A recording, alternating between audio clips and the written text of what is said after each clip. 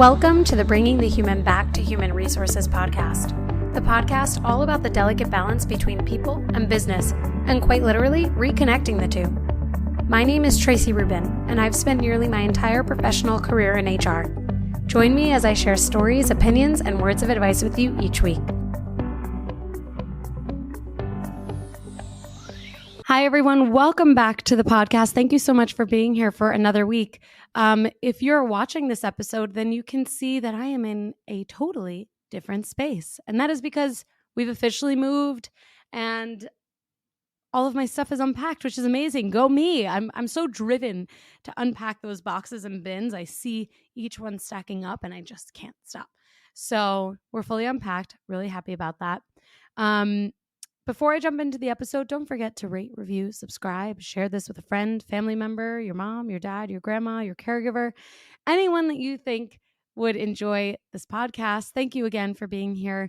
Last week, a lot happened in the United States, and I already had my episode of last week, the one that was really all about Beyonce. That one was already scheduled. So if you follow me on Instagram, you saw that I posted saying, hey, I'm not changing around the episode order. I'm going to talk about what's going on in the United States on the next episode, which is where we are presently living and listening. I want to start out by saying, regardless of what you believe, who you believe in, where you come from, what you look like, how you sound, doesn't matter. You are welcome here. I will share a little bit of my opinion probably sprinkled in because that's just who I am. But I certainly do not want anyone to feel like there isn't room for their opinion in this space within the podcast world that you and I are living in. This is my podcast. This is, I don't want to say community because I feel like it sounds weird, but let's just go with it. Community, whatever that means. A lot of you reach out and it makes me feel like there is something there where we're all connected. And so I at no point want anyone to feel that they are, an outlier or anything like that, because I realize that it's only my voice that you're hearing and you're not necessarily hearing the voices of others. And that can be quite divisive sometimes. And it can even I'm sure there are opinions that I've shared in the past that you're like, the heck is this girl talking about? And that's totally fine. I mean, I always say this on the podcast that it is extremely beneficial to have people from different backgrounds, different thought leadership types, different leadership types in general, diversity in thought, all of those things to me create a rich experience and one that allows us to grow as humans. So with that said, what I am referencing here for anyone that maybe is not aware or does not live in the United States is that recently the federal government, I should say the Supreme Court of the United States, overturned Roe v. Wade, which was basically legislation that allowed women the legal right to an abortion. And this is a super loose translation. Please don't quote me on this, but that is the gist of it. And being a woman in the United States, that was, I was shocked. I actually was shocked because I remember maybe it was a month ago at this point when it was kind of being discussed that it could be overturned and that the Supreme Court was going to be deliberating and deciding on this. And again, I'm not using the right terms here at all, but I was like, no chance. It's not possible. 50 plus years of a law being in place? No way. Like, they're not going to do that. And they did it. And, aside from my own personal effects here, one of the things that I thought about was like, if this was a business, which the government is a business, and I'll get into that in this episode, what would the employees, or in this case, the constituents, the American people, how would they react?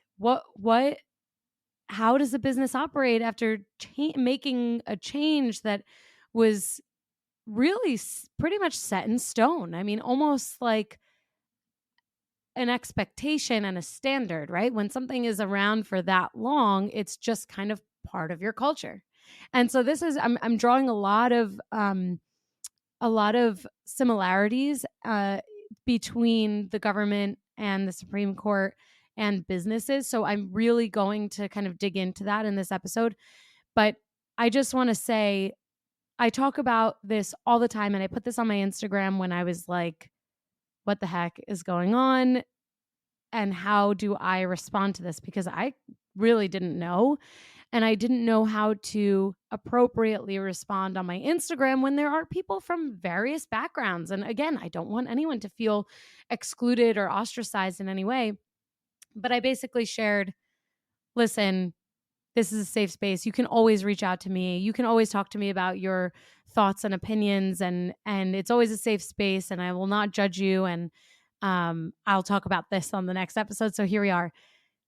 And then the other thing that I said, and then I'm going to say it again here, is that I talk about this every episode. I probably every episode, 90% of the episodes, you hear me say that people, all we want is agency over our lives and the freedom to choose what flexibility looks like, what our day to day looks like, how we live, where we live, what we do. That's intrinsic in the human experience, that we want agency over our lives. And that does not change when it comes to laws that are overturned, such as this one. Here we are coming out of COVID. We've had to adapt, we've had to change. We've been so resilient as a population, and businesses have had to change, and our government has changed, and they've had to adapt the way that they work. I mean, you can't even go and get your passport renewed. You have to like do everything online now, right?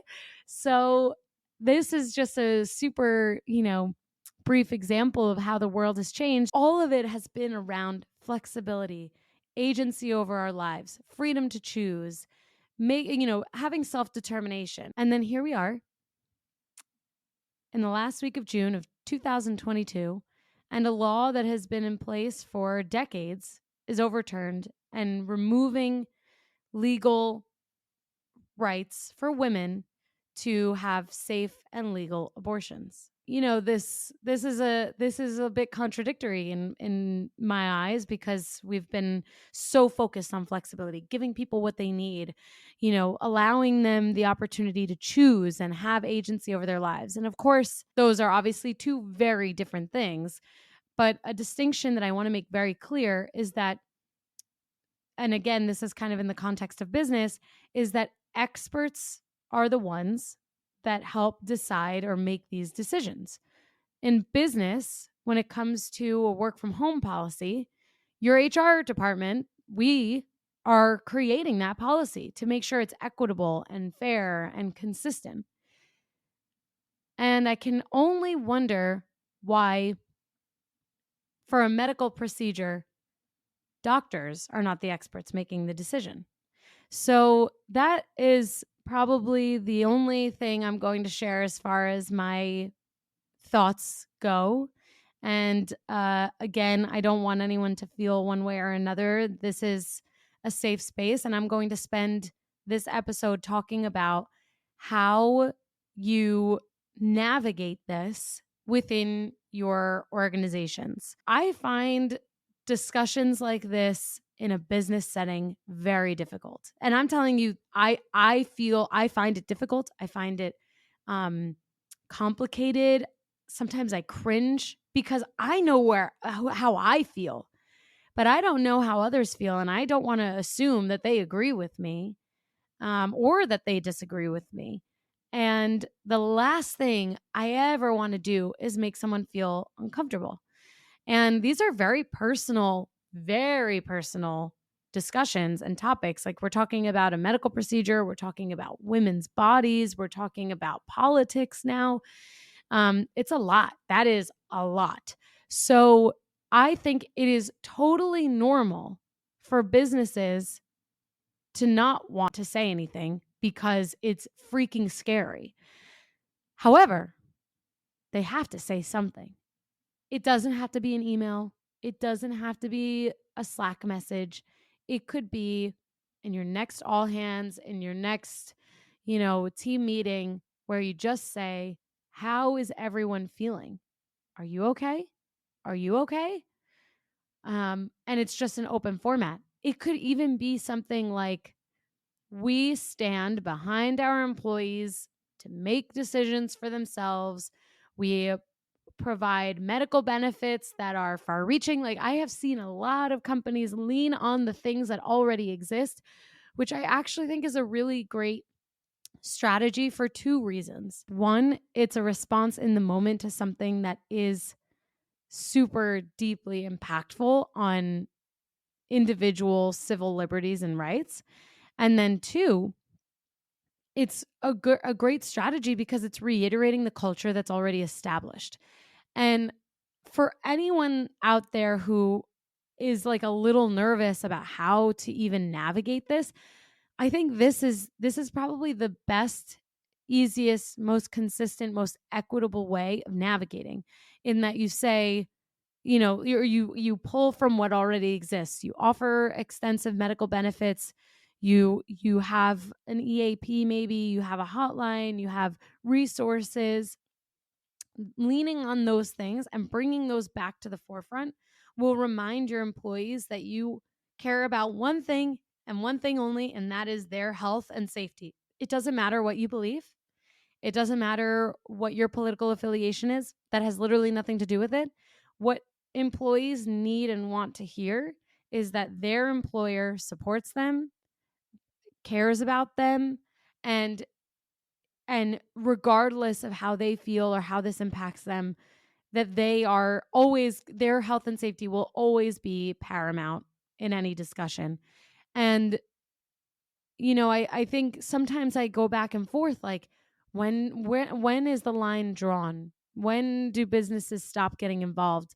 But when you look at history, it's not the governments that have necessarily made progress for their people.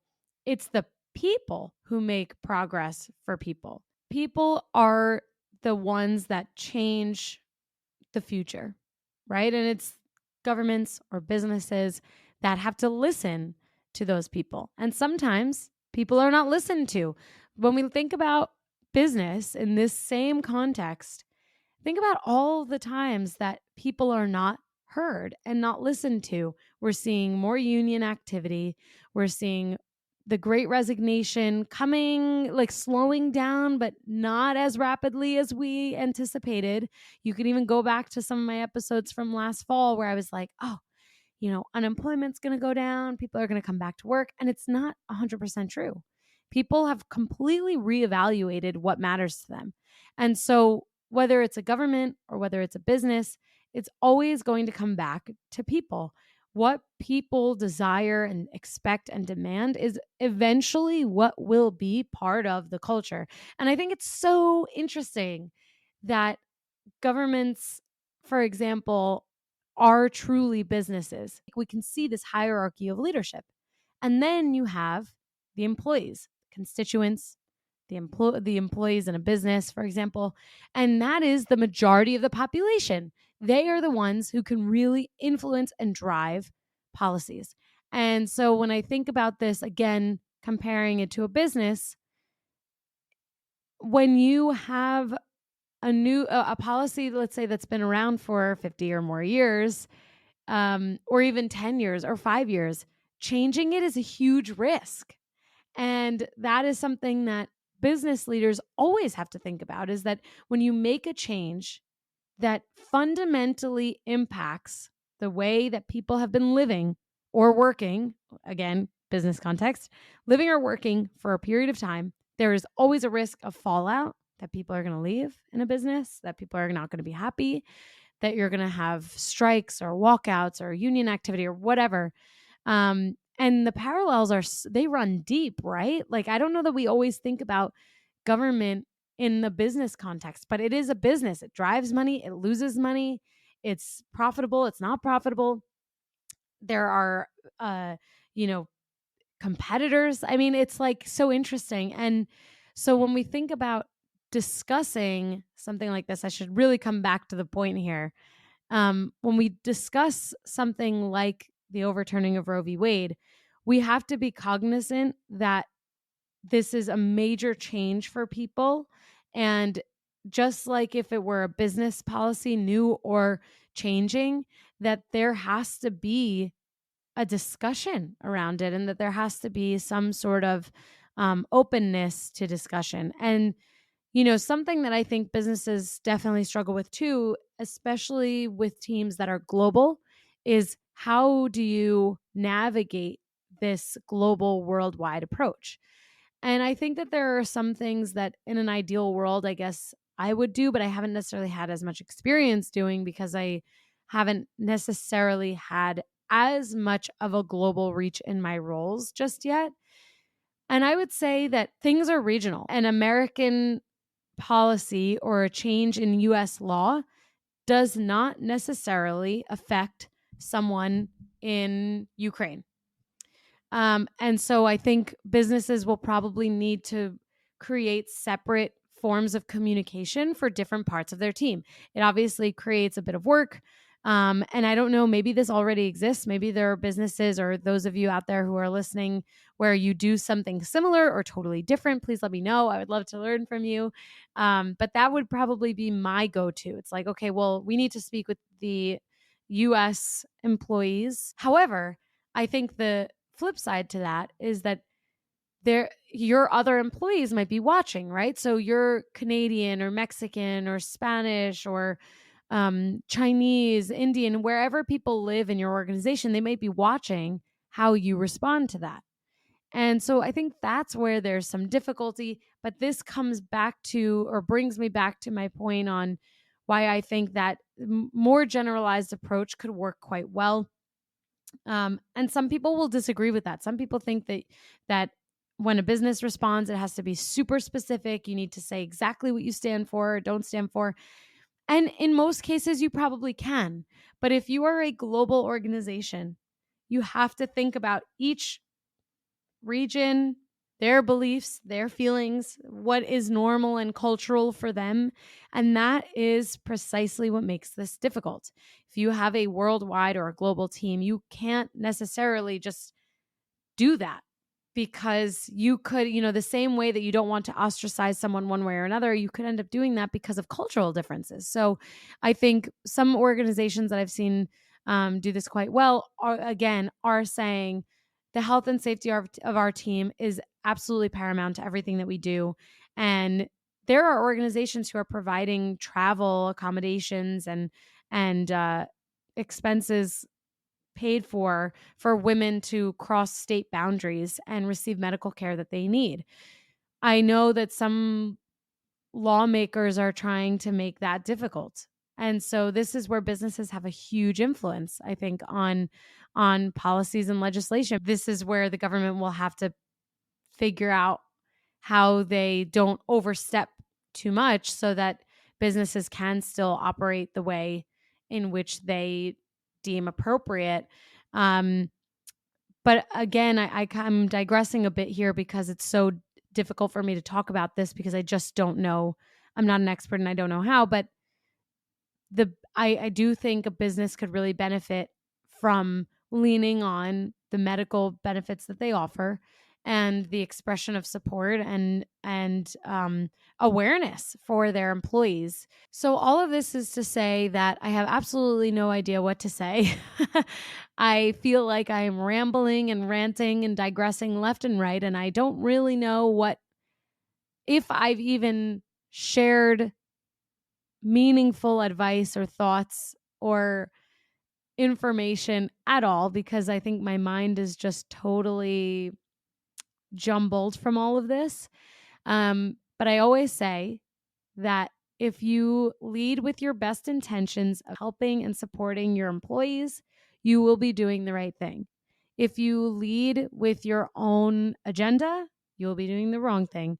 You have to, in business, as a business person, as an HR person, you have to be open, you have to be supportive, you have to be um, understanding of different backgrounds and diversity and different thoughts and everything. And at the same time, you have to create space for all of that. This all comes back to psychological safety. Are you creating space for people to share their thoughts and express their feelings and be themselves And if you're not, then you're already a few steps behind. You've got to focus on that first.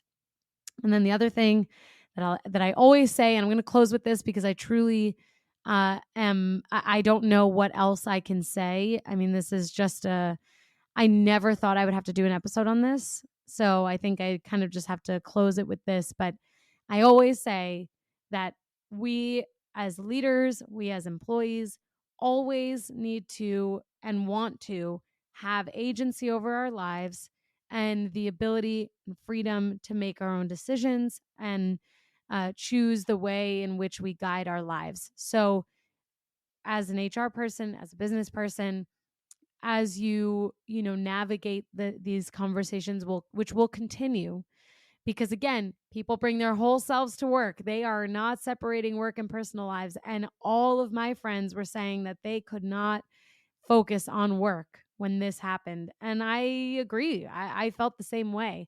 So we have to be aware of how our employees could be feeling. And we need to always focus on creating more room for flexibility, more room for agency, more room for choice, because that is when our employees, or in this case, people, will feel most at peace with the lives that they lead and who they are and what they want to do. And so, I think this is fundamental in this podcast, that I think, businesses always have to create that room for people to have agency over their lives. And I don't think that changes whether you're in work or outside of work. So with that, again, I have absolutely no idea what I've said on this episode. Hopefully it made sense. Hopefully you listened all the way through. If not, you're not hearing this anyway. But listen, reach out. Let me know your thoughts. If you want to, share how you've been feeling or speak to anyone, you can always reach out. I am going to be putting resources for anyone that might need them. And, I encourage you again to reach out with that. Thank you so much for being here for another week. I will see you next week.